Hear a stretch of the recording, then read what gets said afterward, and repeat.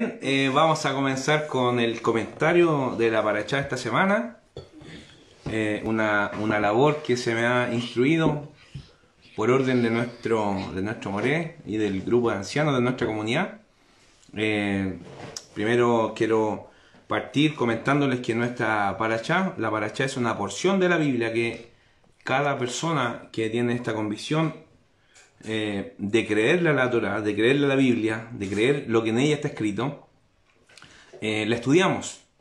Una porción, desde una parte hasta otro lugar. La porción que estudiamos esta semana se llama Parashat Emor, o la porción Emor, que se encuentra en el libro de Levítico. Ah, mira. Ahí sí. Se había silenciado solo. Ahora sí. Como les decía, la Parashat Emor es la porción que estudiamos esta semana que estamos, que corresponde al libro de Levíticos o libro de Vayikra, desde el capítulo 21, verso 1 hasta el 24, versículo 23. Vamos a leer unos poquitos versículos por las personas que no conocen qué es lo que dice aquí. No pasa eso con nuestros hermanos de la comunidad, obviamente, porque todos nosotros esta semana hemos estudiado esta porción, ¿no es verdad? Así que vamos a leer en el nombre de nuestro Adón, Yeshua Mashiach. Amén. Dice, dijo Adonai a Moisés, habla a los sacerdotes, hijos de Aarón, y diles, nadie se haga impuro por el cadáver de alguno de los suyos, como no sea pariente cercano suyo, la madre, el padre, el hijo, la hija, el hermano, una hermana virgen, que viva con él y no haya sido desposada aún. Por ella puede hacerse impuro. Pues no debe hacerse impuro siendo señor entre los suyos, se profanaría. Los sacerdotes no se raparán la cabeza, ni se cortarán los bordes de la barba, ni se harán incisiones en el cuerpo. Santos han de ser para su Dios, y no profanarán el nombre de su Dios, pues son ellos los que presentan los manjares que se han de abrazar para Adonai. El alimento de su Dios han de ser santos. Bien, esa es una parte de la porción que estudiamos esta semana. La verdad es un poco más extensa, es desde el capítulo 21 hasta el capítulo 24. Y quisiera detenerme en algunas cosas que me llamaron mucho la atención esta semana cuando me encontraba estudiando esta parashá. En lo que acabamos de leer, la palabra dice, y el Señor dijo a Moisés, habla a los hijos de Israel y diles. Antes de comenzar, quisiera leer el libro de Lucas, capítulo 1, versículo 1, en el Nuevo Testamento, Obrita Jarashá. Dice, dedicatoria a Teófilo, puesto que ya muchos han tratado de poner en orden la historia de las cosas que entre nosotros han sido ciertísimas, tal como nos lo enseñaron los que desde el principio lo vieron con sus ojos y fueron ministros de la palabra. Me ha parecido también a mí, después de haber investigado con diligencia todas las cosas de su origen, escribírtelas por orden, oh excelentísimo Teófilo, para que conozcas bien la verdad de las cosas en las cuales has sido instruido. Anuncio del nacimiento de Juan.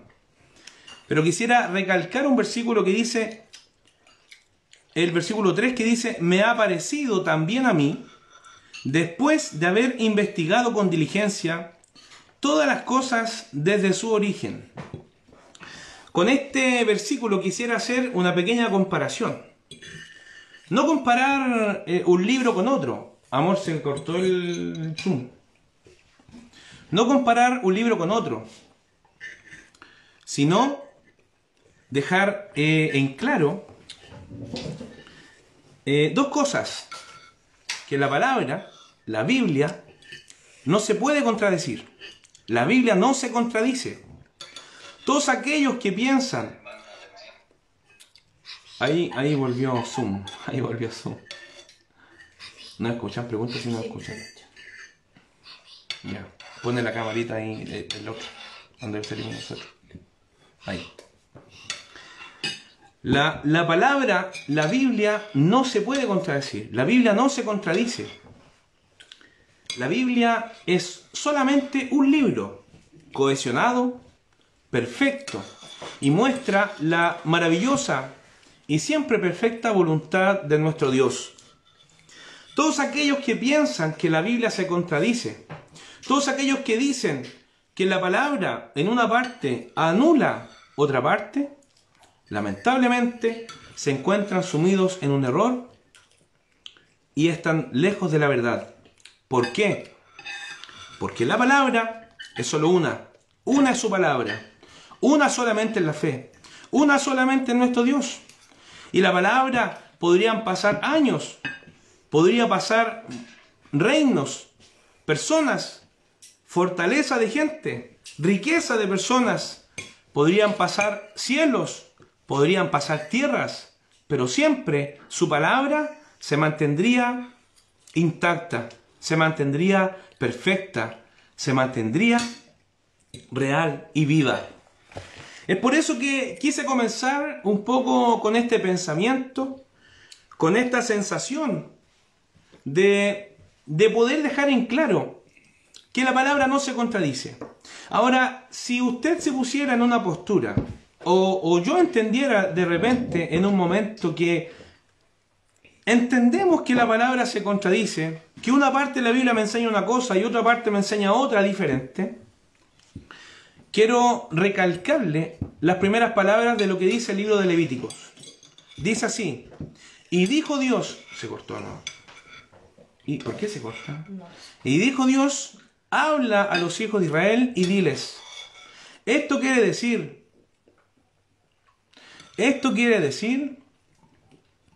Y dijo Dios: habla a los hijos de Israel y diles. Esto quiere decir que cada palabra escrita en la Torá, cada verso escrito, cada mandamiento escrito en la Torá, es una forma que Dios tenía de dictarle exactamente lo que Moisés tenía que decir. Y aquí, en lo que leemos, en lo que acabamos de leer en el libro de Lucas, dice: después de una exhaustiva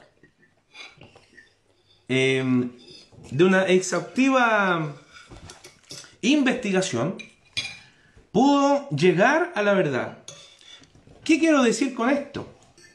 Quiero decir que si en algún punto de su vida usted piensa o cree que está leyendo en el Nuevo Testamento o en alguna parte de la Biblia algo que se contradice con lo anterior, con lo ya dicho antes, no está entendiendo perfectamente lo que el santo y bendito sea nos quiere decir con esa porción. Porque muchas personas pudieran decir que lo anterior se anuló, que lo anterior fue terminado o anulado o caduco, pero eso no puede estar más lejos de la verdad. Si nosotros pensáramos o dijéramos que Jesús vino a anular lo que estaba antes escrito, anular los mandamientos, anular sus instrucciones de vida para nosotros, lo estaríamos dejando a Él como mentiroso. Y Jesús no era mentiroso. Muy por el contrario. En el capítulo 14 del libro de San Juan, o del libro de Juan, en el versículo 6 dice: yo soy el camino, la verdad y la vida, y nadie viene al Padre si no es por mí. Quiere decir que Jesús es la verdad. Él, Yeshua, nuestro Adón, es la verdadera interpretación de los escritos antiguos. La interpretación correcta. Aquella interpretación que muchos no entendían bien, o muchos querían crear cargas demasiado grandes o demasiado pesadas en las personas, no entendiendo correctamente y no enseñando correctamente a los que venían detrás de sí. El que tiene la palabra correcta, el que tiene la verdadera interpretación, lo que realmente quería decir en los mandamientos, en el Antiguo Testamento, en los pactos que Dios hizo con el hombre, esa verdad proviene de la boca de nuestro don Yeshua. Quiero leer el libro de Primera de Juan, capítulo 2, verso 3, en adelante. Dice, y en esto sabemos que nosotros le conocemos, si guardamos sus mandamientos. El que dice, yo le conozco, y no guarda sus mandamientos, el tal es mentiroso, y la verdad no está en él.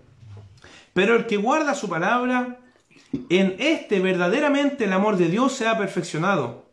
Por esto sabemos que estamos en él. El que dice que permanece en él, debe andar como él anduvo. Como le decía, si en algún momento nosotros pensamos que la Biblia se está contradiciendo, únicamente es porque no hemos entendido aún el verdadero significado de lo que estamos leyendo. La palabra solo es una. La antigüedad apuntaba, los libros antiguos apuntaban hacia nuestro Adón Yeshua HaMashiach. Y lo nuevo apunta hacia atrás. En el Nuevo Testamento únicamente encontramos las vivencias de los discípulos, las vivencias de ellos que en ningún caso vienen a ser una nueva ley, una nueva Torá o nuevos mandamientos. Quería mencionar esto antes de comenzar el comentario para que hubiera claridad absoluta respecto a ese tema. Si tuviéramos que hacer un gallito entre lo nuevo y lo antiguo y vemos que lo nuevo se está contradiciendo con lo antiguo, quiere decir que no hemos entendido en absoluto lo que estamos leyendo. Hay que dejar ahí, pedir a Dios en plegaria que nos enseñe y nos abra los ojos para poder ver lo que realmente es correcto. La Parashat Emor contiene 63 mandamientos, desde el libro de Levítico 21 al libro Levítico 24. Contiene 63 mandamientos, de los cuales son estas cosas harás, 24 son de harás y 39 son de no harás. Dejando esta porción, la Parashat Emor, en el segundo lugar de las Parashiot que tienen más cantidad de mandamientos.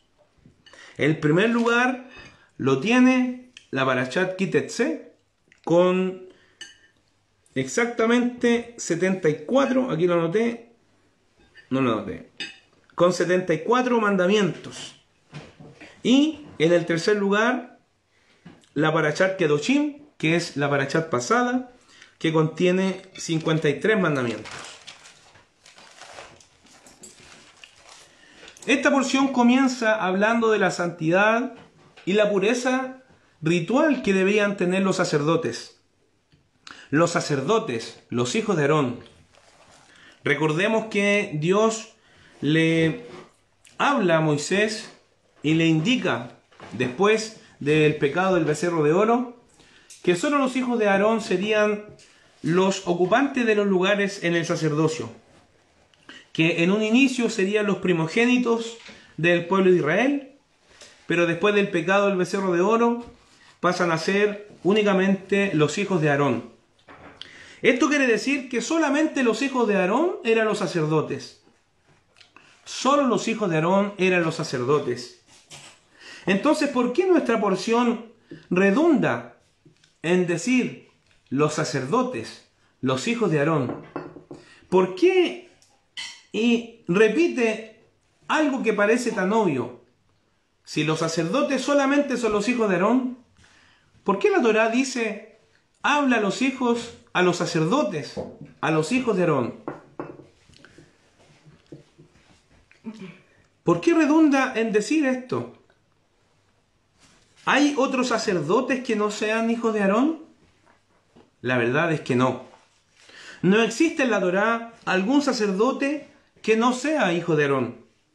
¿Cuál es el mensaje, entonces, que el Señor nos quiere enseñar a través de esta porción? Los sacerdotes son aquellos que reparten el pan, la comida de Hashem. Los encargados de preparar el manjar de Dios, el alimento de Dios. Quiero invitarlos a leer en el libro de Primera de Pedro 2:9.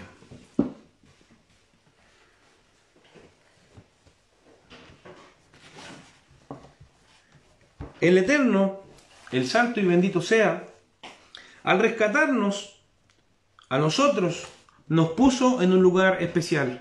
Quiero que ponga atención a lo que dice Primera de Pedro, capítulo 2, verso 9. Mas vosotros sois linaje escogido, real sacerdocio, gente santa, pueblo adquirido por Dios, para que anunciéis las virtudes de aquel que nos llamó de las tinieblas a su luz admirable. Vosotros, que en otro tiempo no erais pueblo, pero que ahora sois pueblo de Dios, que en otro tiempo no habíais alcanzado la misericordia, pero ahora habéis alcanzado la misericordia, vivid como siervos de Dios. Amados, yo os ruego como a extranjeros y peregrinos, que os abstengáis de los deseos carnales que batallan contra el alma, manteniendo vuestra manera de vivir entre los gentiles, para que en lo que murmuran de vosotros, como de malhechores, glorifiquen a Dios el día de la visitación al considerar vuestras obras, vuestras buenas obras.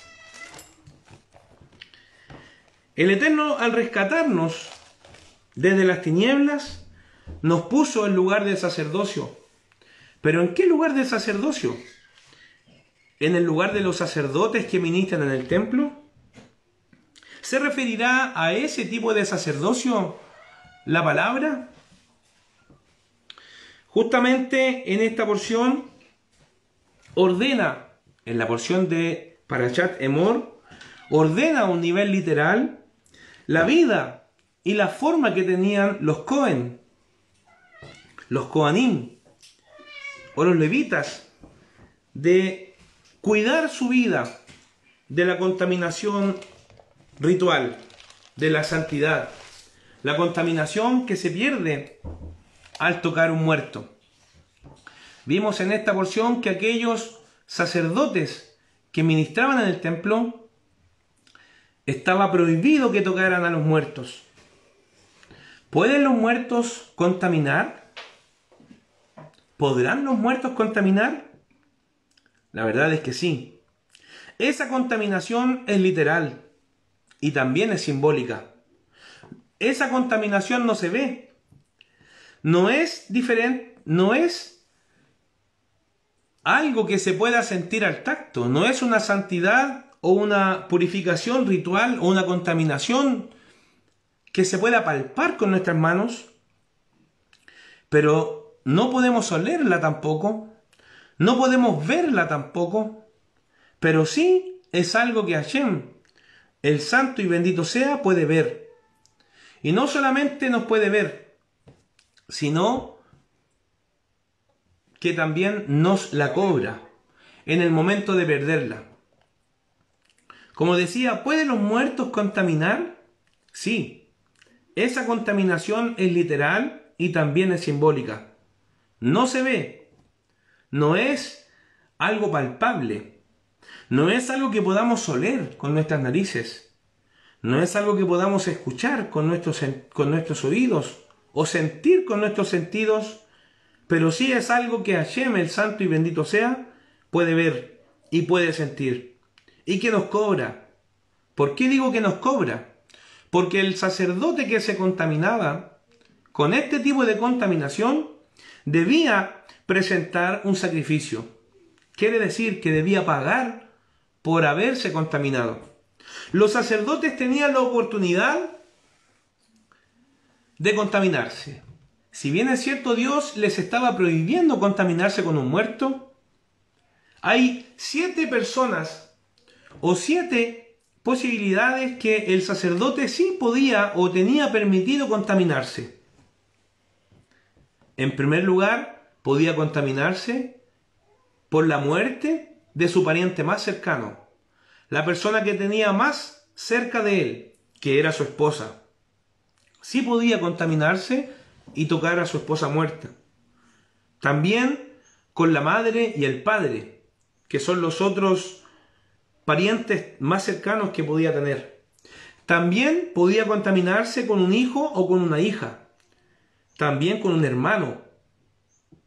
Y también lo podía hacer con una hermana virgen. Únicamente si la hermana no había conocido a un hombre, si no había estado casada, el sacerdote podía contaminarse tocándola cuando ella estaba muerta. Esto era la ley para los sacerdotes que ministraban en el templo. Pero vemos que las personas comunes y corrientes que no ministraban o no oficiaban o no eran descendientes de Aarón, sí podían ir a enterrar a sus muertos, sí podían tocarlos, podían ir al funeral, podían estar presentes en todo el proceso. Pero los sacerdotes no. Los sacerdotes no se podían contaminar. O sea, vemos un nivel de elevación y un nivel de diferencia. A esto se refiere la palabra santo. El pueblo de Israel es santo, pero a un mayor elevado sentido se encuentran los sacerdotes.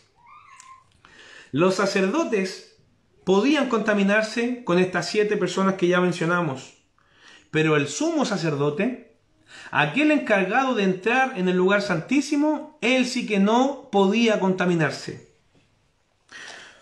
Él no podía hacer duelo. Él no podía rasgar sus vestidos. Tampoco podía rapar su cabeza. Él no podía estar de duelo. No podía estar triste ni con la muerte de su padre.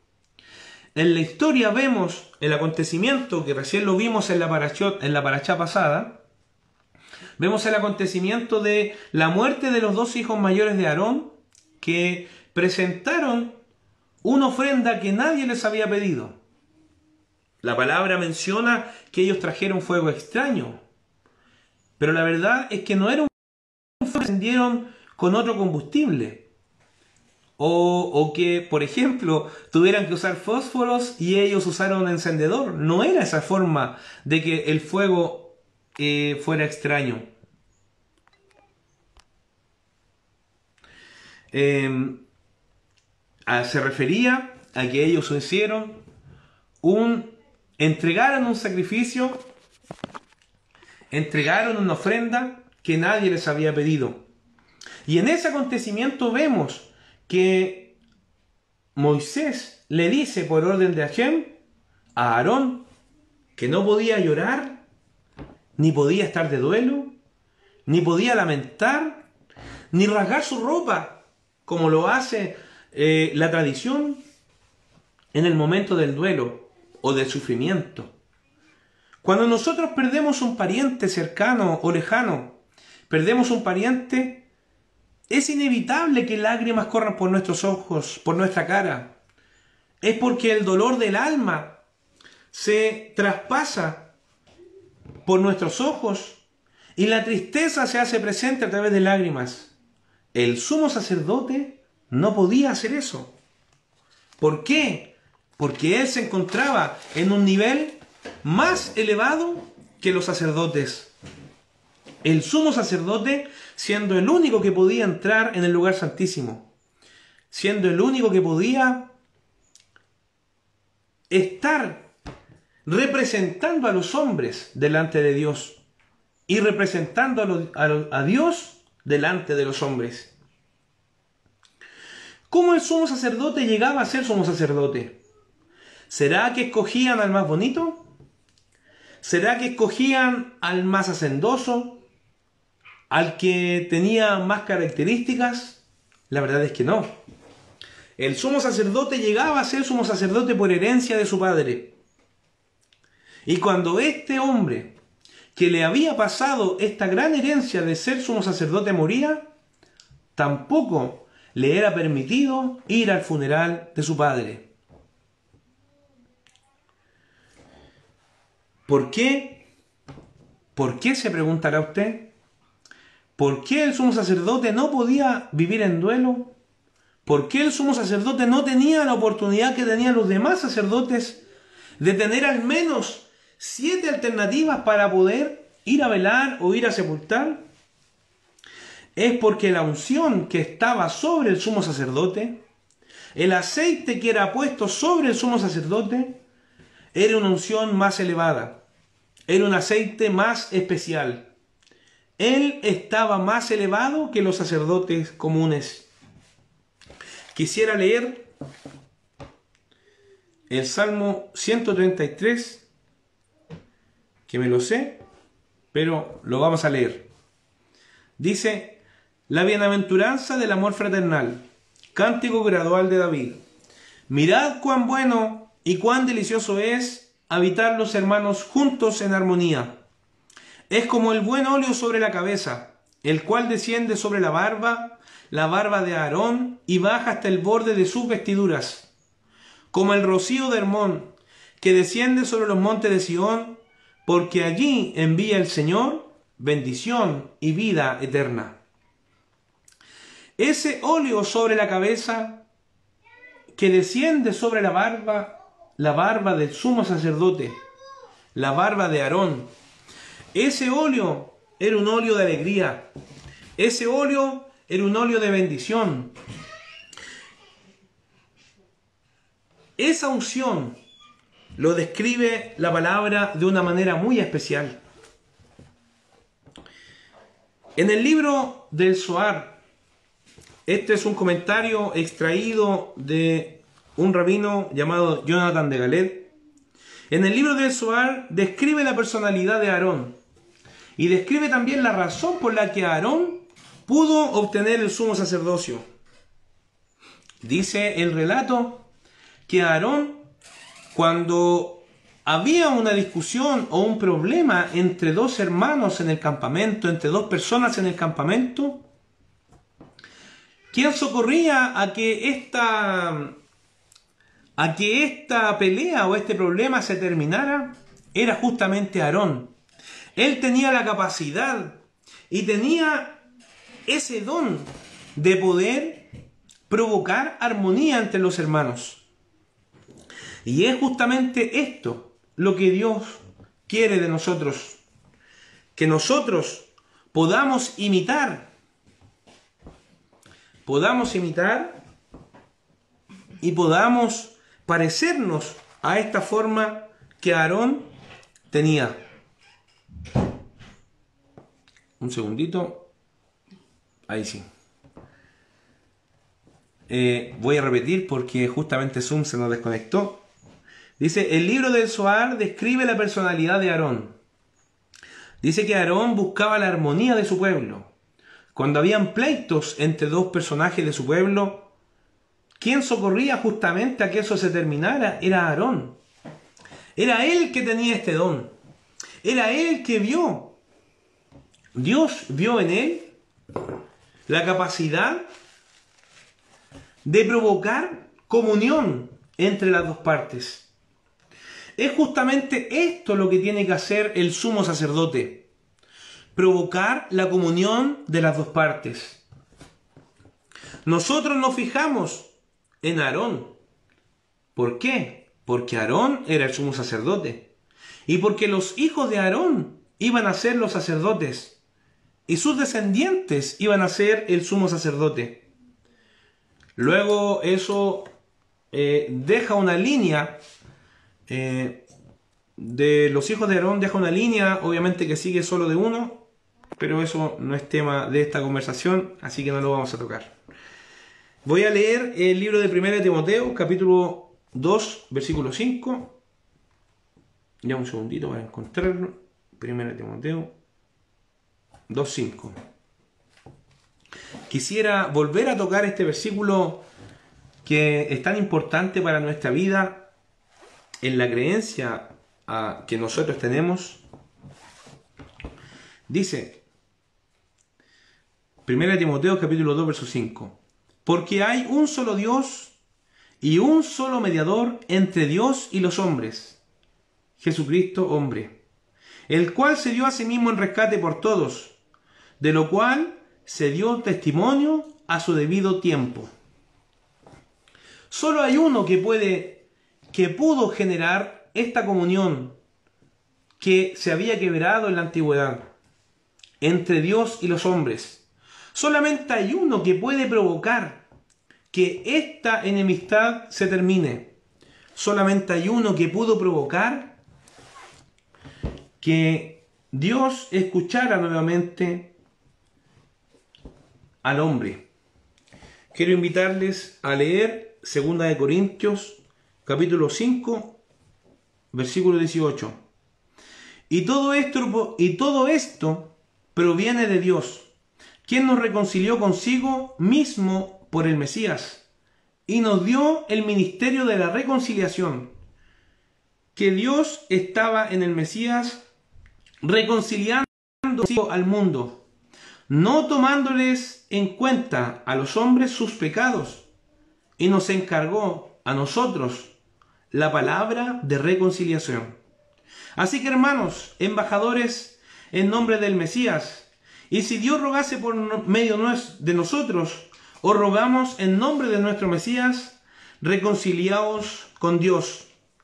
Al que no conoció pecado, por nosotros lo hizo pecado, para que nosotros fuésemos hechos justicia de Dios en él. ¿Se fija usted quién entonces es aquel que causa la comunión entre Dios y los hombres? El sumo sacerdote.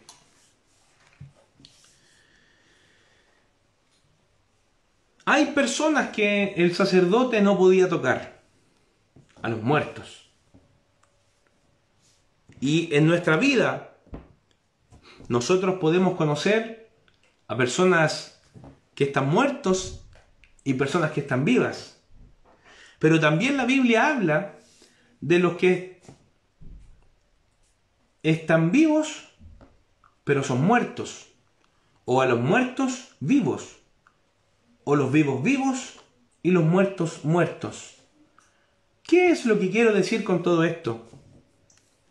Los muertos vivos son aquellos que han partido, que ya no están en este escenario, pero que han muerto con una confianza en un Señor, que han muerto con una confianza y una fe en el Mesías Yeshua.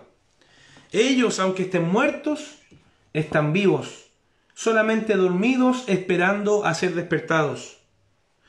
¿Y los vivos muertos, quiénes son? Recordemos ese pasaje donde la palabra nos enseña que hubo un hombre que quería seguir al Mesías, a Jesús, lo quería seguir, y le dijo: mira, yo quiero seguirte, pero solamente quiero esperar que muera mi padre, quiero sepultarlo, y luego te sigo. Y Jesús le dijo: deja que los muertos entierren a sus muertos. ¿Por qué Jesús tomó esta expresión, que los muertos entreguen a sus muertos? Porque justamente hay personas que aunque caminen, que aunque respiren, realmente están muertos. Yo podría mencionar algunos tal vez, pero no es este el momento de poder hacerlo. Conozco personas que están muertos, pero dicen que están vivos. Son aquellos que reniegan de esta palabra. Son aquellos que reniegan de la eficacia y de la creencia en el único Dios verdadero. Son aquellos que han olvidado la oportunidad que Dios nos da de poder agradarle constantemente. El sumo sacerdote, cuando se enfrentaba en las festividades que esta misma porción, que esta misma parachá enseña, porque esta parachá también nos habla más adelante de las fiestas solemnes que Dios nos instauró, como el Shabbat, como Pesaj, como Yom Kippur, como la fiesta de las cabañas, la fiesta de los panes ácimos. Y vemos en estas festividades una muy en particular, el día de la expiación, el día de Yom Kippur. si el sacerdote que entraba al lugar santísimo, que era llamado sumo sacerdote, tenía en él pecado o tenía en él contaminación, este hombre moría. Entonces, no podía haber presentado delante de Dios el pecado del pueblo. Este hombre presentaba delante de Dios la expiación por el pecado de la gente a la que él representaba. Si el sumo sacerdote llevaba pecado, o llevaba duelo, o llevaba contaminación, moría. Pero si el sumo sacerdote no llevaba sus propios pecados, sino que estaba limpio, estaba ritualmente puro y tenía la oportunidad de entrar en el lugar santísimo y no morir, para todos era un momento de jolgorio, de alegría y de felicidad, porque el sacerdote que había entrado en el lugar santísimo había salido vivo. Quiere decir que había podido realizar aquello que él tenía que realizar.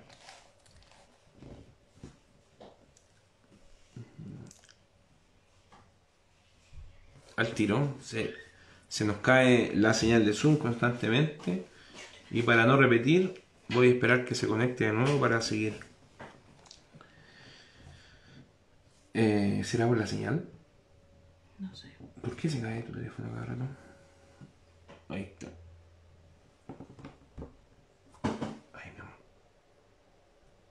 Ya. Entonces, como decíamos, si el sumo sacerdote estaba contaminado, moría por causa de su pecado. Pero si no estaba contaminado, podía ejecutar la acción que Dios le había instruido y presentar el pecado del pueblo y poder hacer intercesión por el pueblo delante de Dios. De la misma manera, nuestro Adón Yeshua, Jesús, pudo llevar consigo el pecado de la humanidad, reconciliando al hombre con el Eterno. ¿Por qué? ¿Por qué Él pudo llevar el pecado? ¿Por qué Él sí murió por nuestro pecado? Porque Él no tenía pecado. Porque Él era santo, era puro, a pesar que era un hombre al que le presentaron muchos falsos testigos, muchas personas que atestiguaron mentiras en contra de Él, no pudieron encontrar en Él pecado alguno. No pudieron encontrar en Él razón suficiente para matarlo a través de un juicio real, un juicio legal. Entonces, esto quiere decir que la muerte de Yeshua fue a través de una condenación, de un juicio ilegal, un juicio que no era válido, porque no se encontraba el Sanedrín en su totalidad, porque Israel o los judíos que lo querían matar, aquellos sacerdotes llenos de ira, llenos de contienda, llenos de envidia, tenían en su corazón, por el miedo de perder el control, por el miedo de mirar a Roma con miedo tal vez, porque que se presentara un rey donde ya había otro rey, inevitablemente iba a traer consigo problemas. Este hombre, Jesús, murió no por su pecado, sino murió por el pecado de los demás. Quiero invitarlos a leer el libro de Hebreos, capítulo 9, versículo 24. Dice: porque no entró el Mesías en el santuario hecho de mano, figura del verdadero, sino en el cielo mismo, para presentarse ahora por nosotros ante Dios, y no para ofrecerse muchas veces, como entra el sumo sacerdote en el lugar santísimo cada año con sangre ajena. De otra manera le hubiera sido necesario padecer muchas veces desde el principio. Pero ahora, en la consumación de los siglos, se presentó una vez y para siempre, por el sacrificio de sí mismo, para quitar de en medio el pecado. Y de la manera que está establecido para los hombres que mueran una sola vez, y después de esto el juicio. Así también el Mesías fue ofrecido una sola vez para llevar los pecados de muchos, y aparecerá por segunda vez, sin relación con el pecado, para salvar a los que le esperan. Ahí está nuestra confianza. Ahí está nuestra emuná. Para salvar a los que le esperan. Yo espero la venida y el regreso de ese Mesías. Y yo creo que usted también. Es por eso que esta porción comienza por la santidad, comienza hablando de la santidad de los sacerdotes, hasta de los que no podían oficiar. Explica quienes no dejaban de ser sacerdotes, pero no podían oficiar. No podían llevar el alimento a la gente, el alimento que provenía de Dios. No podían presentar delante de Dios la expiación enviada por los hombres. También la Parashá de Emor nos explica las características que provocan que un sacerdote no pueda oficiar como tal. Sí pueden comer la comida del sacerdote, pueden vivir como sacerdotes, pero no podían oficiar. Estos eran, aparece en Levítico 21:17, los cojos, los ciegos, los jorobados, los lisiados de pies o de manos, los mutilados, los deformes, los enanos, los que tenían sarna o tiña, los que tenían cataratas en los ojos y los castrados. Todas estas características físicas provocaban que un sacerdote no pudiera oficiar en el templo, no pudiera atravesar las cortinas. Hashem pide que el hombre sea perfecto delante de él, que no tenga defectos delante de él. En el libro de Isaías, capítulo 56, quería leerlo para seguir hablando de esto mismo. Isaías 56, 4. Y así dijo el Señor a los eunucos, que guarden mis días de reposo y escojan lo que yo quiero y abracen mi pacto. Yo les daré lugar en mi casa y dentro de mis muros, y nombre mejor que el de los hijos e hijas. Nombre perpetuo les daré, que nunca perecerá.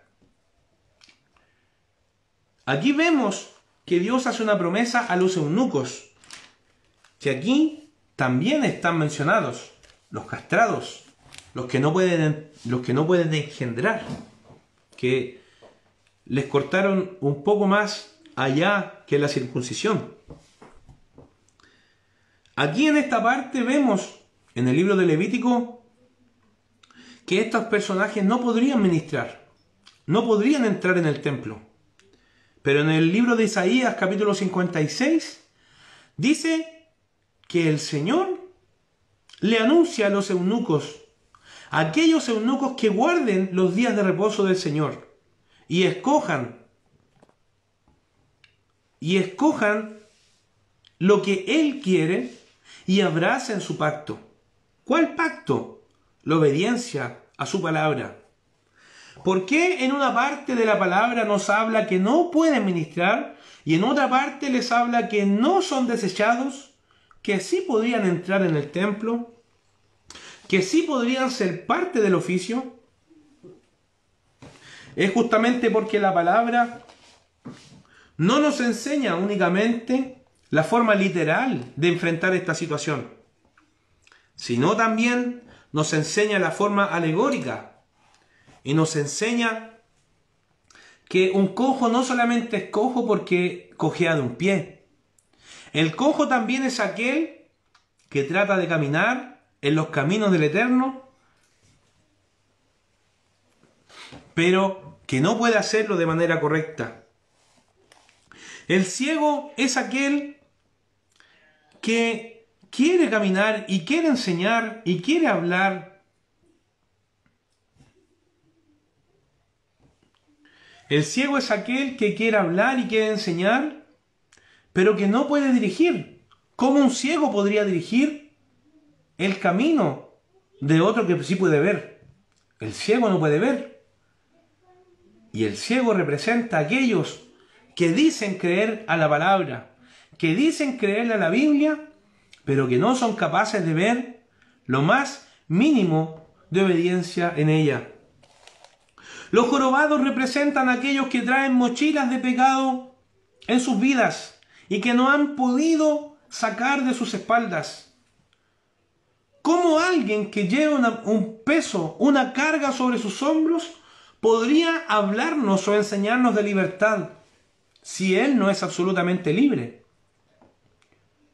Para que una persona pueda hablar de libertad, lo primero que tiene que ser es libre. Y aquí vemos claramente como Hashem nos enseña que la palabra es santa, es buena, es viva y también eficaz. Hashem pide a los sacerdotes ser santos, como Él es santo, porque ellos traían el alimento de su Dios. La conducta de la iniquidad, eran apartados. Ellos se alejaban del pecado, tenían que alejarse. En el matrimonio tampoco podían llegar y casarse con cualquier persona. También tenían que casarse con una mujer virgen. No podía ser viuda, a menos que fuera de otro sacerdote. No podía ser divorciada. Debía ser una mujer virgen. Entonces, el sacerdote debía ser perfecto en sus cuerpos, física y moralmente. Debían ser perfectos. No solo se puede interpretar estas palabras de manera literal, por lo que leímos en el libro de Isaías, en la causa de los eunucos. O sea, el revestimiento de nuestra vida debe ser moral y espiritual. Debe ser físico y de nuestra manera de vivir. Muchos hay en internet enseñando barbaridades, enseñando que están de parte de Dios, pero nos enseñan a no obedecer los mandamientos. Hablan en sus mensajes de una palabra viva, pero en ellos solo tienen muerte. Hablan de amor y no son capaces de vivir en amor dentro de su casa. Hablan de paz y no son capaces de mantener la Shalom Bayit.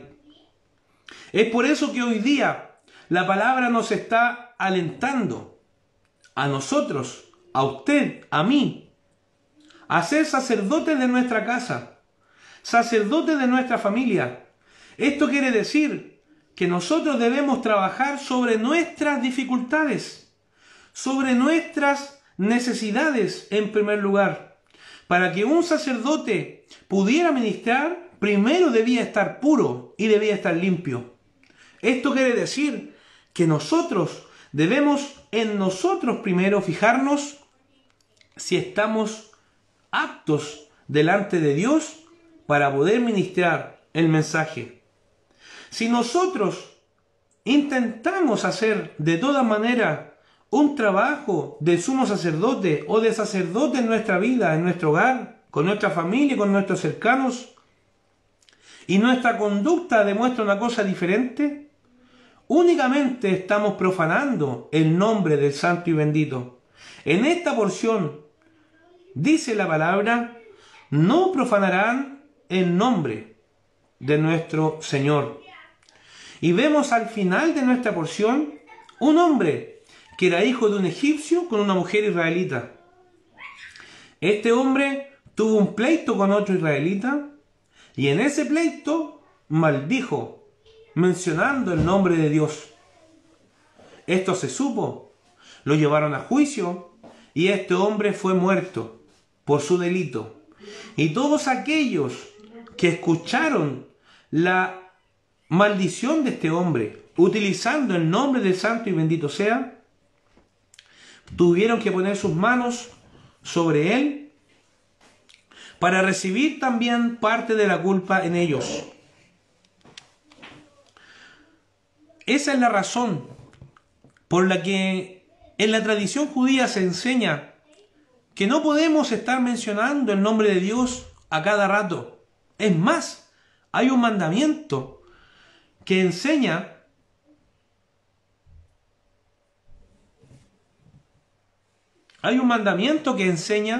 que si nosotros escribimos el nombre sagrado del santo y bendito sea, no lo podemos borrar.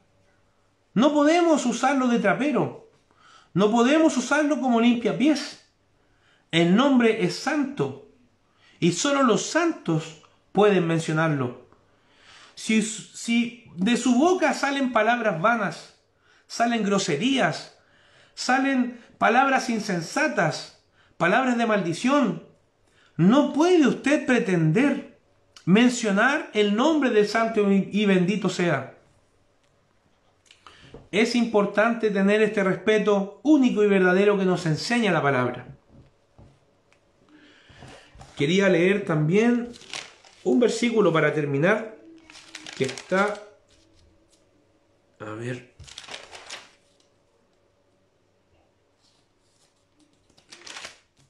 en 1 Pedro. Un segundito, lo busco inmediatamente.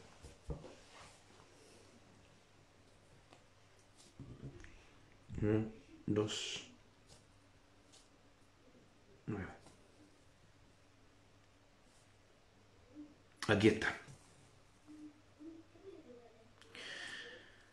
Una forma de poder profanar el nombre es decir cosas vanas o incorrectas y mencionar su nombre. También vivir una vida incorrecta delante de sus ojos y mencionar su nombre. O decir que somos luz y en la realidad somos tinieblas.